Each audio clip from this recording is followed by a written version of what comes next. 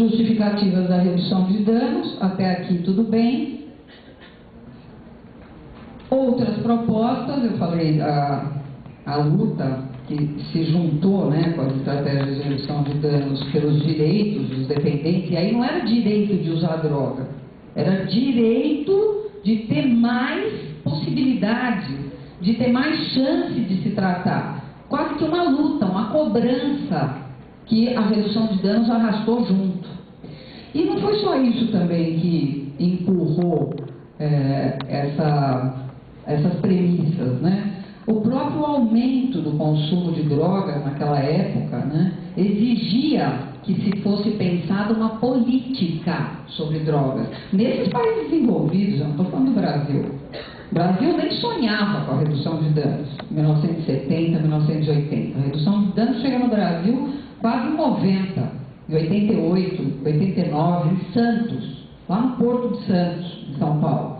Então, eu acho que todo esse cenário juntou uma estratégia preventiva com uma luta exigindo uma política, um cenário, um pano de fundo que veio junto.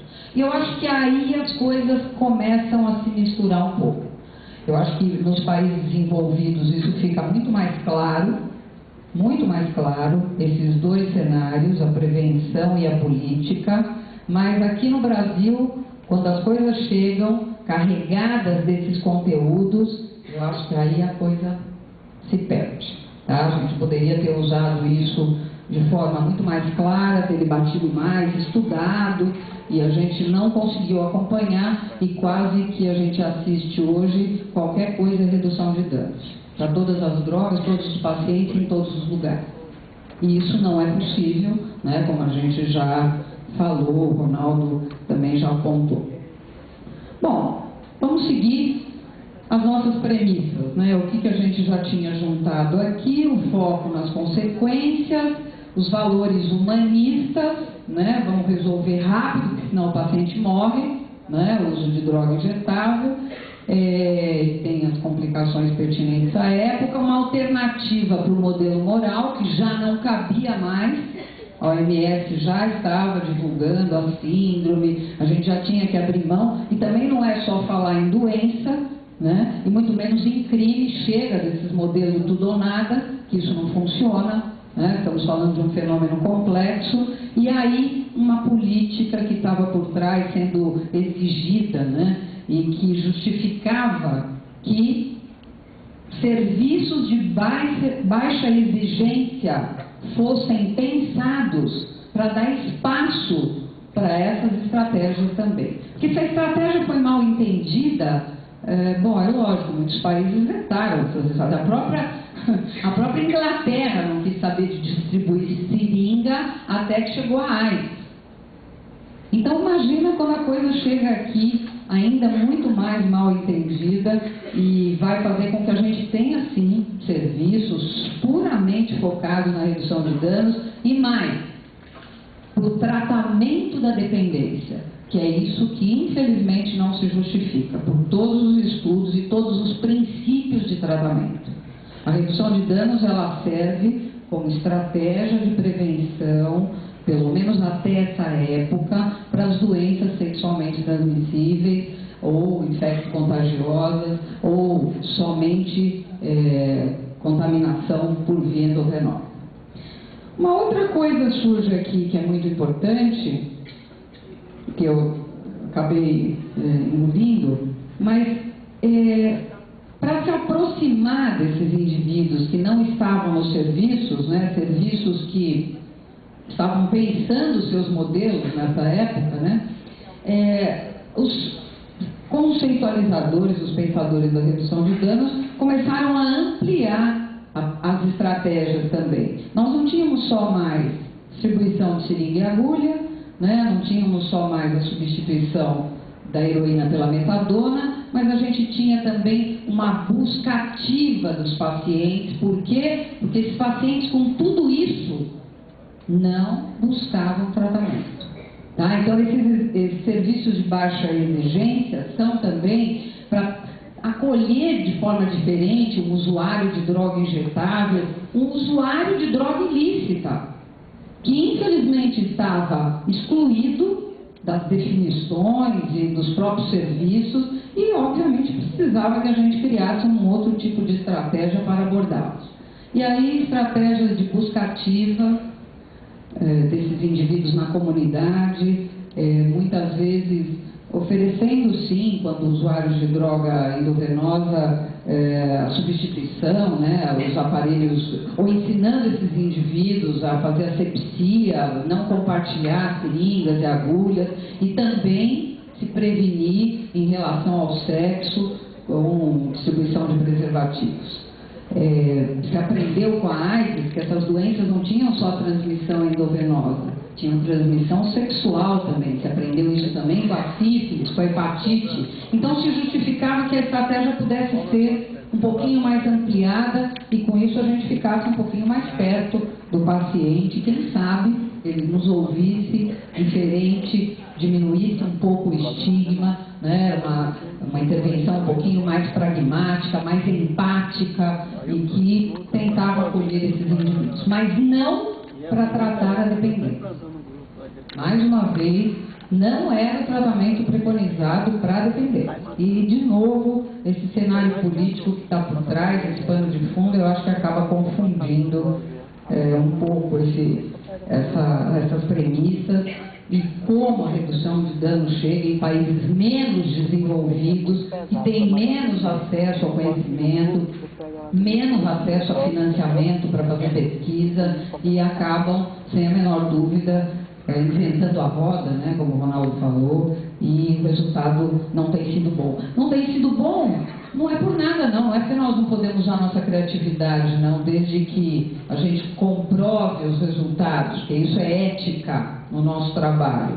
É porque os próprios países que usaram isso desde o início publicam os seus resultados dizendo, olha, isso não funciona tão bem, isso aqui funciona parcialmente, isso aqui não funciona nada, e isso aqui funcionou muito pouco pro tanto que foi gasto, pro tanto que foi investido. A gente, quando vai criar uma estratégia nova, a gente tem que amarrar esse método novo, essa nova forma de tratar, de abordar o paciente, estamos falando em ética médica, né? Aos projetos de pesquisa e controlar para que a gente realmente avalie se aquilo tem benefício.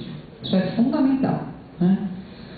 Bom, então, essa era uma definição que já caminhava e persistiu, né? A ideia era reduzir as consequências e sem diminuir o consumo. Prescrição de heroína, que era aquele uso regular que eu falei, a troca de seringas, a metadona, os programas de busca ativa, e é lógico que continua, então, como eu falei, o desenvolvimento de novas estratégias, né? E as famosas salas de uso seguro, protegido, são desenvolvidas na Europa, né? Então, olha, a gente não consegue trazê-los para um tratamento formal. Se a gente trouxer para uma sala onde tenha lá profissionais treinados que entendam esse problema, que usem estratégias de redução de danos, focalizando na troca de seringa, ensinando o indivíduo a se proteger em relação à asepsia, dando preservativo e convidando para o tratamento, nós estamos fazendo uma ação a mais e foi assim que foi pensada a sala de uso seguro.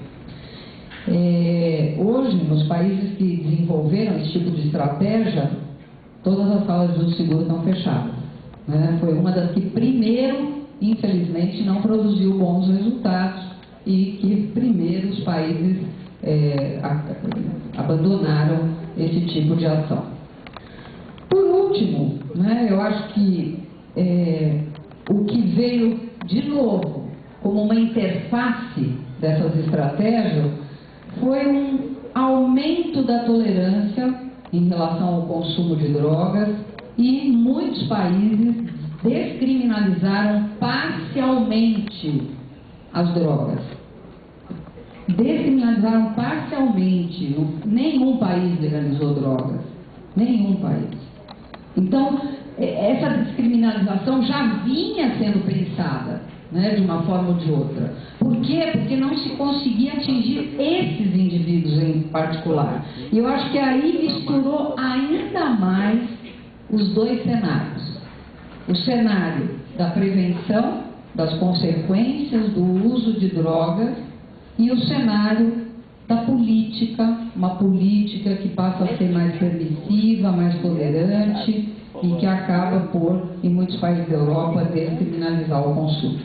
Eu acho que aqui teve também um momento, deixa eu ver se está aqui mais para frente, mas está aqui, que é o momento onde não só o Brasil entra na questão da redução de danos, como os Estados Unidos também, um pouquinho antes, né, o Canadá. O Canadá tentou fazer redução de danos para anfetaminas e o resultado foi péssimo.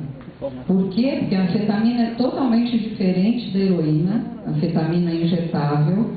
A anfetamina, quando utilizada pela via endovenosa, ela instala no indivíduo um padrão BIND, de uso compulsivo, e aí os indivíduos que usavam anfetamina endovenosa ficavam tão acelerados, fissurados e compulsivos que eles não tinham nem tempo de lembrar que tinham que trocar a seringa.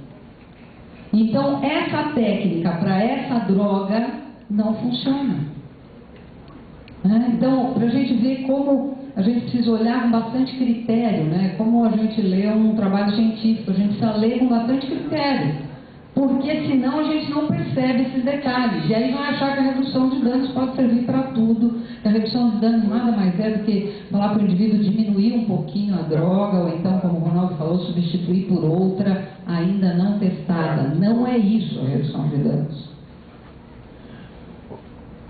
Bom, o Canadá fez isso e os Estados Unidos fez um outro jeitinho, né? Teve um outro cenário em relação à redução de danos, que foi o seguinte.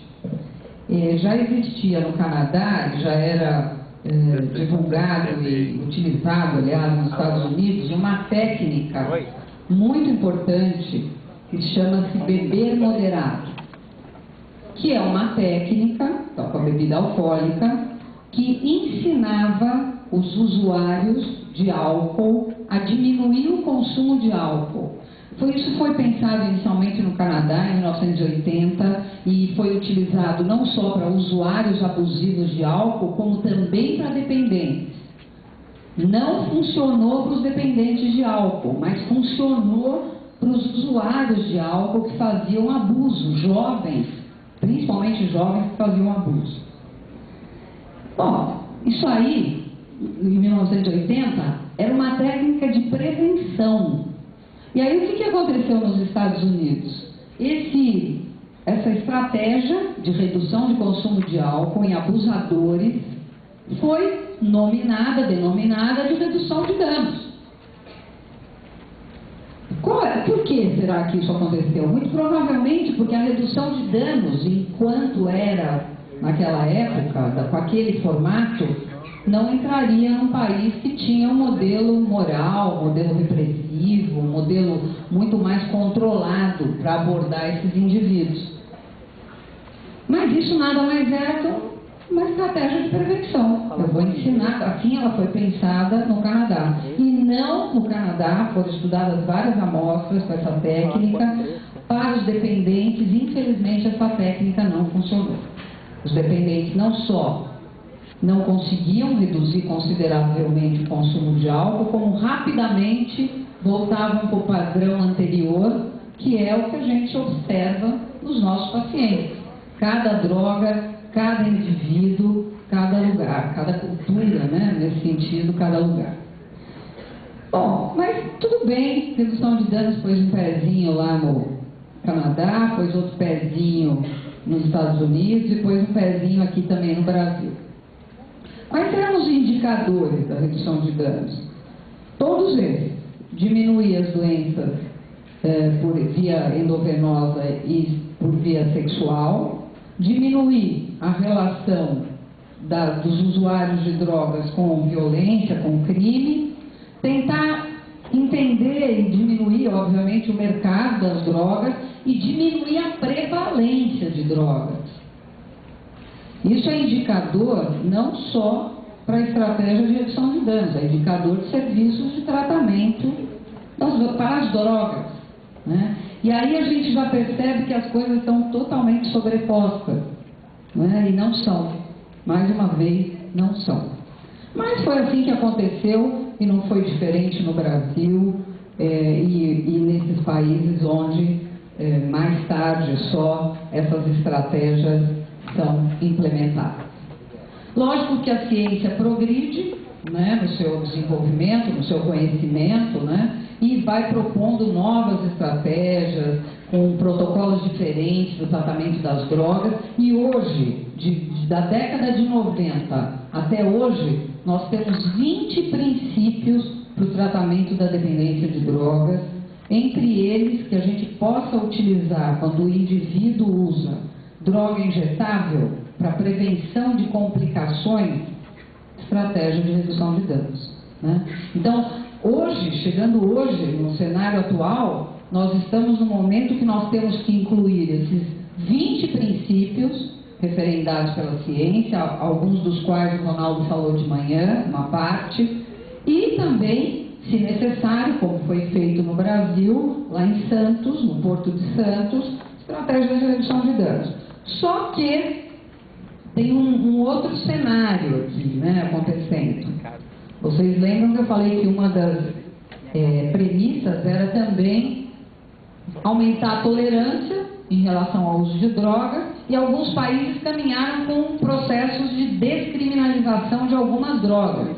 E não foi diferente nos países mais de vanguarda, né? O Reino Unido, em 2000, descriminalizou o consumo da maconha, porte, a possibilidade de o indivíduo plantar a maconha para seu consumo próprio, né? E aí, o que não podemos esquecer é o que será que deu tudo isso aqui.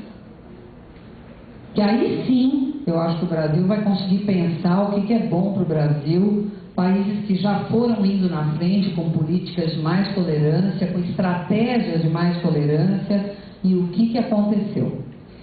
Sem pesquisa, sem avaliação de efetividade de estratégia, seja ela qual seja, inclusive de uma política, ela não se sustenta. Se a gente fizer uma política de prevenção na escola e a gente não caminhar junto com a avaliação, que começa por definir indicadores de mudança, né, de padrão, etc., de sucesso, ela não se sustenta. Imagina tornar uma política de redução de danos no Brasil, já que poucas pesquisas nós temos, né? E, enfim, os países que usaram isso têm muito mais a nos ensinar. Bom, vamos para frente aqui, se eu conseguir mandar ele seguir.